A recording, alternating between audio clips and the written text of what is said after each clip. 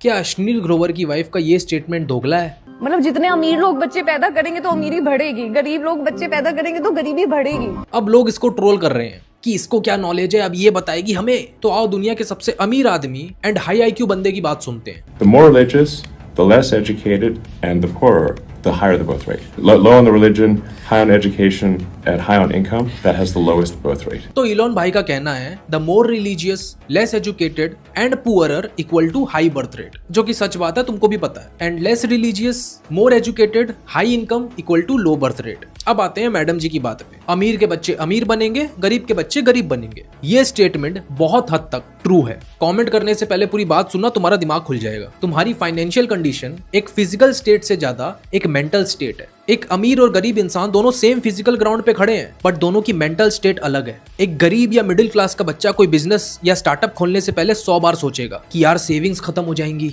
Loan लेना पड़ेगा, family का प्रेशर अलग कि कहीं फेल ना हो जाऊं। एंड एक अमीर बाप का बेटा उसी टाइम में 9 स्टार्टअप फेल करके 10वां सक्सेसफुल कर चुका होगा, क्योंकि उसके पास वो फाइनेंशियल मेंटल प्रेशर नहीं है। सुनते हो ना तुम ये फाउंडर्स की कहानी कि भाई मेरे तो 9 स्टार्टअप फेल हुए थे, 10वां सक्सेसफुल हुआ। स्ट्रगल देखिए भाई हमने। अब आओ इस स्टेटमेंट को साइंटिफिकली भी देख लेते हैं। OECD की इंटरनेशनल रिसर्च में पाया गया था कि those who are born to low income fathers are likely to remain poor and those who are born to high income fathers will remain rich. अब इसका मतलब ये नहीं है कि गरीब लोग अमीर बन ही नहीं सकते, बन सकते हैं, बट इसके ऑड्स हाईली डिपेंड करते हैं कि तुम्हारा जन्म कहाँ हुआ है। इंडिया जो कि एक लो इनकम कंट्री है, वहां एक गरीब इंसान को अप्रॉक्स 7 जनरेशन लगेगी to even reach the average income of the country. And वही डेनमार्क एंड फिनलैंड जैसी कंट्री में it will take just 2 to 3 generation. And इन कंट्रीज में तुम एक चीज और कॉमन देखोगे, इनका एजुकेशन सिस्टम वर्ल्ड के टॉप 5 में आता है। एंड ये चीज तुमको वर्ल्ड की सारी रिच कंट्री में कॉमन दिखेगी। उनका एजुकेशन सिस्टम, उनकी यूनिवर्सिटी वर्ल्ड के टॉप रैंकिंग में आती है, बिकॉज अच्छी higher education is one of the biggest factor जो तुमको एंड तुम्हारी फैमिली को गरीबी से निकाल सकती है। सो कंट्री के इंस्टीट्यूशंस, उनकी पॉलिसीज